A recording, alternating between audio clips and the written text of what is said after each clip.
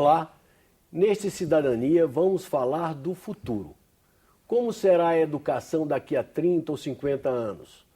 Mais especificamente, como será a universidade do futuro? Eu vou conversar sobre este assunto com o professor Isaac Reutemann, coordenador do Núcleo de Estudos do Futuro da Universidade de Brasília. Professor Isaac, como é que está o debate sobre o futuro da educação? Queria que o senhor falasse um pouco do trabalho que o senhor vem desenvolvendo no âmbito dessa comissão, desse Núcleo de Estudos do Futuro da UNB. Pois na universidade não existe espaço para reflexão para escolher os rumos da universidade e a educação como um todo. Então, há 2 anos atrás, foi criado o Núcleo de Estudos do Futuro, que tem a missão de abrigar projetos que sejam multidisciplinares e que tenham um reflexo sobre a sociedade do futuro. Esse Núcleo do Futuro, atualmente, apresenta 3 projetos. O primeiro é um curso de especialização sobre inteligência do futuro, prospectivas, planejamento estratégico e políticas públicas, que é um curso à distância, que tem atualmente 150 alunos, todos servidores públicos, tanto do governo federal, do Distrito Federal, servidores de outros estados e de outros municípios brasileiros. E a finalidade desse curso é dar ferramentas para que o Brasil, quando resolver planejar a longo prazo, nós tenhamos os servidores públicos equipados com essas ferramentas. Um segundo projeto é o Espaço Cultural para a Vida, que vai dar oportunidade para as crianças de Brasília ou as crianças que passem por Brasília de perceberem a diversidade cultural do planeta, numa linguagem de criança. Então, aproveitando que as embaixadas estão aqui em Brasília, nós vamos ter um espaço em que a criança brasileira vai poder ver quais são os brinquedos, quais são as músicas, os livros, os hábitos de crianças de todo o mundo. E a nossa tese é de que, se ela, na infância, tiver essa noção de diversidade, ela, quando adulta, vai ser capaz de conviver com essa diversidade e, portanto, isso deve contribuir para a paz. Esse projeto é conduzido pelo professor Aldo Paviani, professor emérito da UNB. E um terceiro projeto é a Comissão UNB Futuro, que abriu um espaço dentro da Universidade de Brasília para a gente discutir como é que vai ser a universidade, como é que a gente deve pensar a universidade nas próximas décadas e a educação como um todo. E como é que está esse debate específico sobre o futuro da educação em nosso país? O futuro da educação no nosso país é um debate complexo, porque a educação no presente ela tem várias lacunas e a gente pode até definir que a educação é uma verdadeira tragédia. E se nós não tivermos uma boa educação, tanto educação básica como educação superior, nós não temos uma visão muito otimista do futuro. Esse debate tem ocorrido. Nós começamos em maio de 2013. No ano de 2013, nós fizemos 8 eventos. Cada evento tem um tema, tem um orador especialista naquele tema e depois tem um amplo debate, pelo menos 1h30, 2 horas de debate. Esses debates estão registrados na nosso portal, com imagem e som.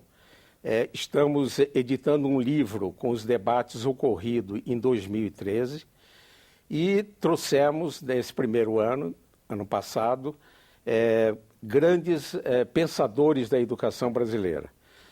O primeiro tema, por exemplo, foi o que é necessário fazer para que a universidade seja vanguarda no pensamento contemporâneo.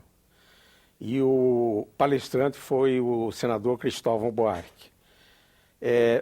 Esse tema é tão candente que foi também o segundo tema do segundo evento, da segunda sessão. E trouxemos o professor Mozart Neves Ramos, que foi reitor da Universidade Federal de Pernambuco, um dos membros mais ativos do Conselho Nacional de Educação. E fizemos outras sessões com outros temas, autonomia da universidade, já que a universidade atualmente não tem autonomia nenhuma. Trouxemos o professor Paulo Speller, que é o secretário de Ensino Superior, e como debatedor o professor Lauro Mori, ex-reitor da Universidade de Brasília. Trouxemos também o reitor da Universidade Federal de Goiás, trouxemos o atual secretário executivo do Ministério de Ciência e Tecnologia, professor Álvaro Prata, para discutir inovação na universidade. E o consenso foi de que o problema principal é a baixa qualidade do ensino, seja o ensino primário, seja o básico, seja o ensino médio, seja o ensino superior. Exatamente. O calcanhar de Aquiles do nosso sistema educacional é a baixa qualidade do ensino básico. O que ocorreu é que houve uma expansão muito grande, uma universalização do ensino básico. Quantitativa ou expansão quantitativa? Quantitativa, que trouxe como consequência uma pior qualidade para o ensino básico. E nós não vamos ter uma universidade de qualidade se não tivermos os egressos do ensino básico, os egressos do ensino médio, com boa formação. Não é questão do conhecimento, mas a questão de ainda pensarem, ainda terem aquilo com que a criança nasce, que é a criatividade, a imaginação, a contestação, a argumentação equilibrada, de maneira que nesses debates, nesse primeiro ano, praticamente em todas as sessões, se revelou que o papel fundamental do ensino superior no sentido de ajudar a qualidade no ensino básico. A principal função dentro dessa linha é a formação de um novo professor. Um professor que não vai somente ser a porta do conhecimento, ser o portal do conhecimento, como era há 50 anos atrás, mas um mediador, um orientador de onde é que se deve buscar o conhecimento e de onde é que deve ser sistematizado esse conhecimento. Ao mesmo tempo, podemos trazer os estudantes do ensino básico, tanto do ensino fundamental como do ensino médio, para atividades na universidade. Por exemplo, fim de semana, trazer os estudantes para a universidade. Nas férias, trazer os estudantes para a universidade. E também estudantes e professores da universidade frequentarem as escolas do ensino básico. E a questão da formação em si dos professores brasileiros? Que a gente sabe que há falta de professores de matemática, professores de biologia, professores de ciências. Como resolver esse tremendo vazio que existe para dar sustentabilidade a esse processo de forma que essas carências não comprometam a possibilidade do Brasil se desenvolver nas próximas décadas e se transformar realmente num país desenvolvido? O primeiro ponto é definir um novo projeto pedagógico definindo os conteúdos que são importantes para o profissional ou para o adulto do século XXI. Definido isso, nós temos que fazer um esforço muito grande de formar o professor contemporâneo. Se costuma dizer que nós temos escolas do século XIX, professores do século XX e alunos do século XXI. O aluno hoje, no ensino básico, ele já vem equipado de uma série de conhecimentos, uma série de experiências. Para formar esse professor, precisamos atrair os melhores egressos do ensino médio para os cursos de formação de professores. Então, um ponto importante é valorizar o professor, é ter um salário digno, uma carreira estimulante. E eu sou muito simpático ao projeto do senador Cristóvão Buarque de fazer a federalização do ensino básico, fazer uma carreira única para os professores do ensino básico e termos a mesma qualidade de professores em qualquer região do Brasil. Agora, professor Isaac, quando o senhor vê que alguns estados não conseguem nem pagar o piso, que é um piso relativamente baixo, que foi fixado para a categoria dos professores, não lhe dá um desânimo? Quer dizer, como é que os outros países resolveram isso e o Brasil não resolve?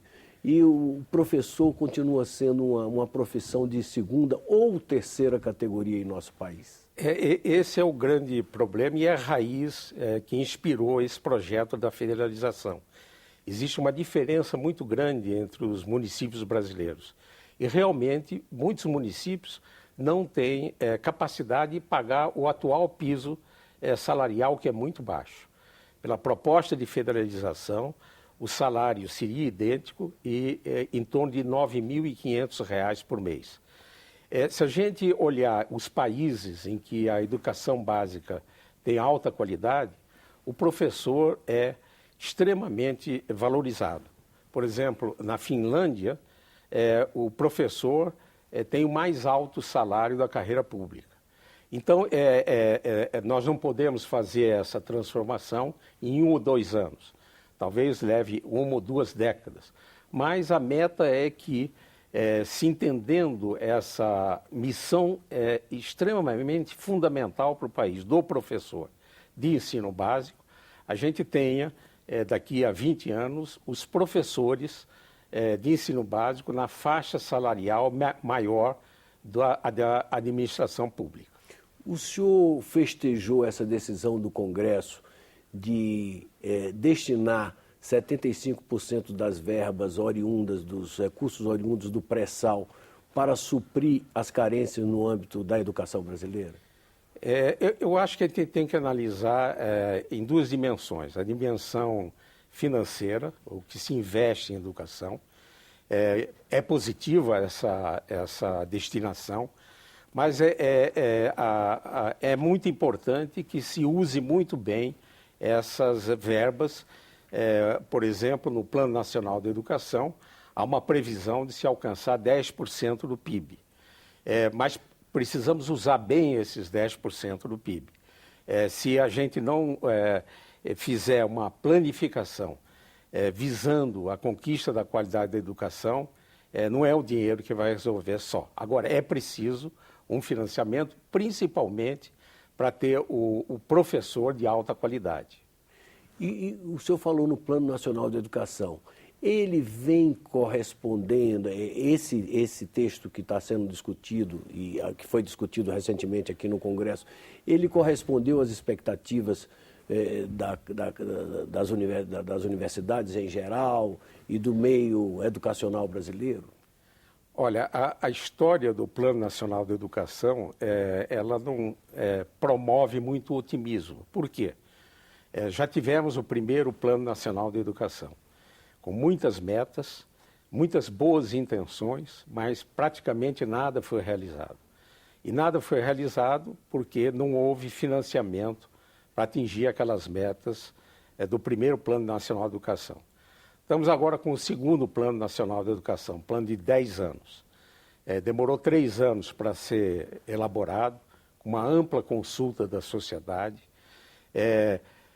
Foi entregue ao Congresso Nacional, levou 3 anos para tramitar no Congresso Nacional e, finalmente, esse ano foi aprovado. Se a gente analisar as 20 metas do Plano Nacional de Educação atual, todas as metas são virtuosas, mas são metas quantitativas só. A gente não vê metas qualitativas. E uma lacuna que existe no atual Plano Nacional de Educação é que não se fala na formação para a cidadania.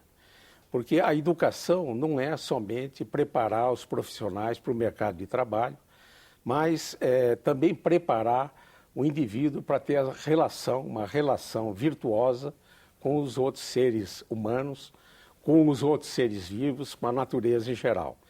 Então, se não se fala né, no Plano Nacional de Educação, nenhum texto do Plano Nacional de Educação sobre ética, sobre bondade, sobre caridade, sobre compreensão, de maneira que nós precisamos inserir esses valores e virtudes na educação nas próximas décadas. Se eu perguntasse ao senhor o que de positivo o senhor destacaria que foi feito nesses últimos anos, nessas últimas décadas no âmbito da educação, e o que foi feito e o que existe de negativo que está chamando a atenção para uma solução, o que o senhor destacaria como positivo e como negativo no âmbito da educação brasileira? Olha, como positivo, a universalização do ensino básico é uma ação positiva. Precisamos, como nós falamos anteriormente, buscar a qualidade dentro dessa universalização. No que diz respeito ao ensino superior, houve fatos importantes. Por exemplo, a introdução de cotas. Cotas raciais, cotas para segmentos da sociedade de baixa renda, cota para indígenas. No entanto, é preciso que a gente tenha a oportunidade de ter um ensino básico para todos e termos como meta a extinção dessas cotas. Darmos oportunidade para porta de saída para qualquer cidadão desmame, brasileiro. Digamos assim. Como o senador Cristóvão costuma dizer, nós não podemos definir o futuro de uma criança pelo CEP ou pelo CPF. O CEP é de onde que ela mora. Se ela mora no Lago Sul ou mora na Estrutural. E o CPF é a renda familiar. Então, eu acho que a gente tem que ter uma visão de dar oportunidades a todos. E como é que o senhor vê essa intersecção entre a universidade e a indústria, com vistas à produção de ciência e de tecnologia que possa ser aplicada no desenvolvimento econômico e social como um todo? Sempre se criticou muito que a universidade não conseguia transferir tecnologia objetivamente. Como é que o senhor vê esse dilema neste momento na realidade brasileira? Esse é um problema, acho que, cultural. Existe uma cultura acadêmica e existe uma cultura empresarial. E por muitos anos não houve espaço de troca de ideias e de modificação cultural entre o meio acadêmico e o meio empresarial. É preciso que a gente se aproxime, faça uma ponte e valorize dentro da universidade tudo aquilo que vai dar um produto tecnológico, um produto que as empresas estejam interessadas em implementar. Por sua vez, os empresários precisam saber que pesquisa é uma atividade de risco. E essa noção o nosso empresariado brasileiro, com exceções, não tem. Então, nos últimos anos, tem havido uma aproximação entre a academia e os empresários.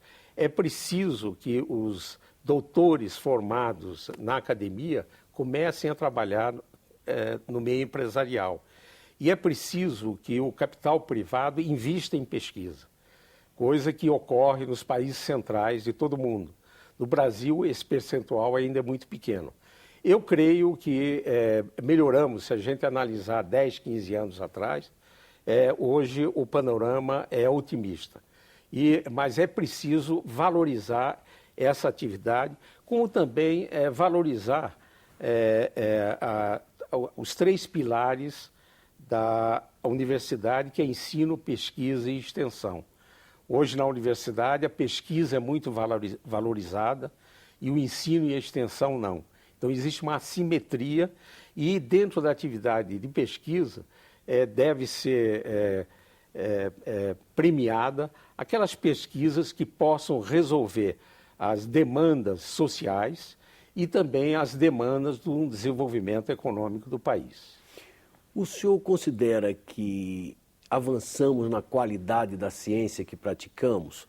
Quer dizer, sabemos que o número de publicações científicas tem até aumentado, mas que o número de patentes registradas continua num nível muito baixo comparativamente com outros países do mundo desenvolvido ou mesmo do mundo em desenvolvimento. Como é que o senhor, que está aí nessa fronteira, avalia essa questão? A qualidade da ciência praticada no Brasil tem melhorado, está estacionária, corresponde à dimensão que nós temos? Como é que o senhor avalia isso? Não, a qualidade, sem dúvida, tem melhorado, né? Nós, há 40 anos atrás, praticamente não tínhamos um sistema de formação na pós-graduação. Hoje nós temos um sistema bastante consolidado de formação de doutores. Estamos formando cerca de 12 mil doutores por ano no Brasil. No entanto, nós precisamos, o que falta para o nosso país é um planejamento a longo prazo. Temos que pensar em certas dimensões, como, por exemplo, energia, saúde, educação, a longo prazo. E procurar direcionar a formação de recursos humanos, principalmente na pós-graduação, para as necessidades atuais e as necessidades no futuro. Sem dúvida nenhuma, hoje nós temos uma massa crítica de cientistas em todas as áreas de conhecimento, bastante respeitável. No entanto, é preciso analisar essa produção científica medida por trabalhos publicados, não só na quantidade, não fazer uma estatística quantitativa, mas ver a qualidade desse trabalho. Agora, que nós estamos evoluindo, sem dúvida estamos.